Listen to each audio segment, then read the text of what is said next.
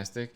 Let's move on to investments and lottery tickets. This is going to be all me because we're talking basketball. First and foremost, want to talk RJ Barrett. RJ Barrett, high draft pick for the Knicks. Knicks haven't made the playoffs in God knows how long. I think you are going to see tremendous hype around the Knicks and their players and the hobby. Once the playoffs start, Knicks are pretty much guaranteed to make the playoffs as of right now. And if they can actually win a playoff series, I mean, Barrett is in my opinion, is the play for in terms of hobby cards, basketball cards, because Julius Randle has been a beast all season. His cards are already super expensive. You have the two rookies who got a lot of rookie hype.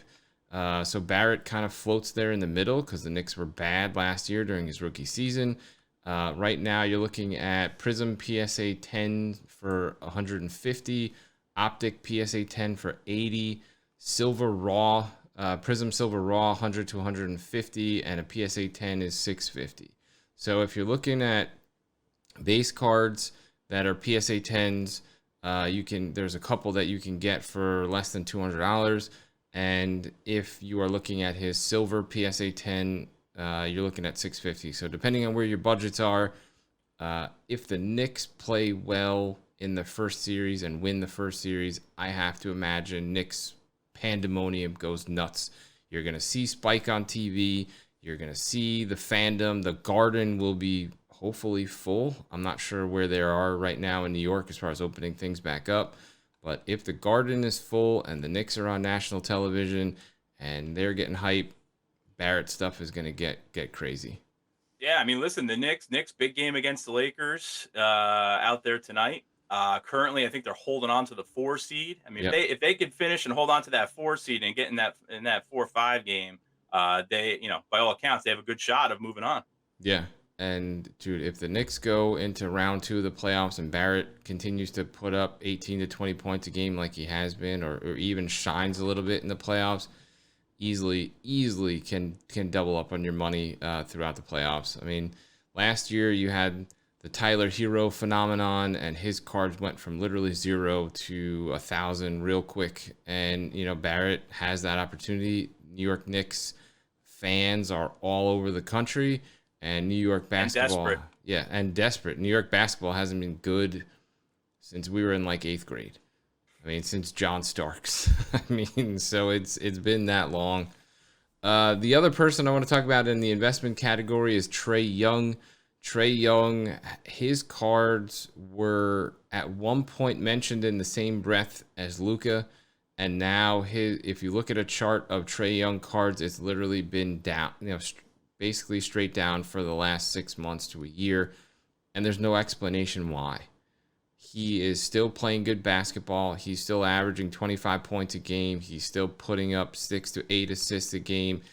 They're playing in Atlanta, which is a major market for basketball. I can't explain to you why his stuff is off. But at the same time, it presents you with some opportunities. His Prism PSA 10s are going for 300 to 350. You can get a Prism Silver Raw for 200. You can get a Prism Silver PSA 10 for 1,600, depending on what your budgets are. I mean, if you look at the Luka comparison, they came out the same year.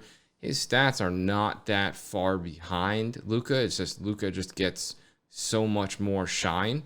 So if it's me going into the playoffs or even longer, like you can hold his stuff even longer. Same with Barrett, because if the Knicks continue to get better and are playing well, Barrett's a good long-term investment. So is Trae Young. I think both of those guys, there will be some voids in the stars of the NBA coming up here in the next few years.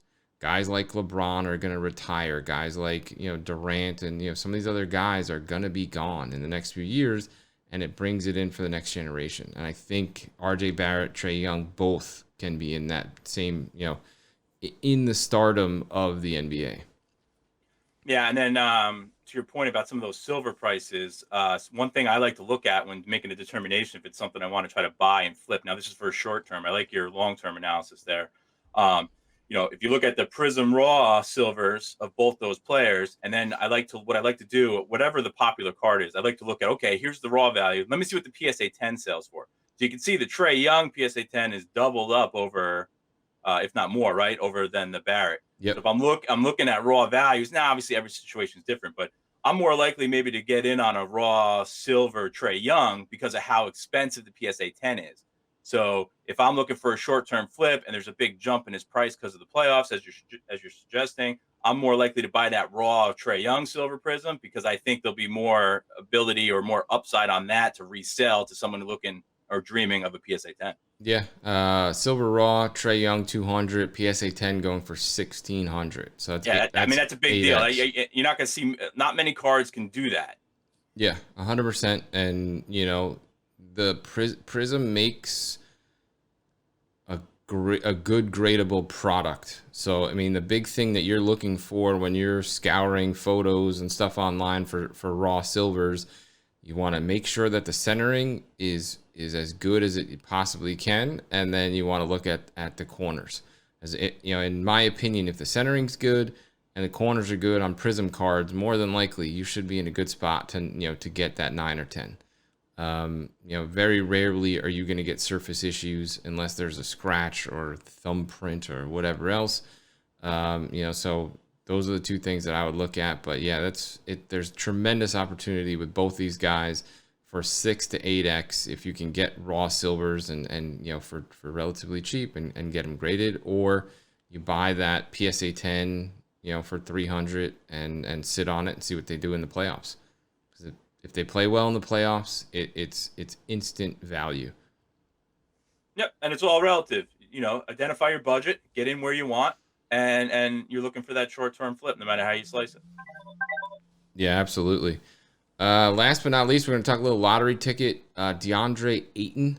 DeAndre Ayton on Phoenix Suns. Definitely the big man out in Phoenix. He's getting outshined right now by Devin Booker as far as the hobby is concerned. Everybody doing the Devin Booker, buying in on Devin Booker and, comparing him to, what the hell why can't I remember his name?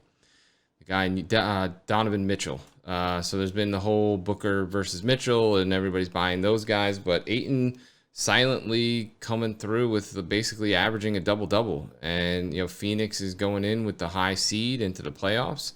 And, PSA 10s, you can get his base Prism PSA 10s for 100. His silver PSA 10 is 250, and an optic PSA 10 is $75. So definitely a guy that I would also grab going into the playoffs that you can double up on, provided that he plays well, and you're not spending that much cash. All the three prices we just named are all PSA 10s. You don't have to worry about condition issues. And flip them. Phoenix goes deep into the playoffs, and provided that they make it to the finals, whatever it may be, you're easily able to flip those cards for double or triple your money.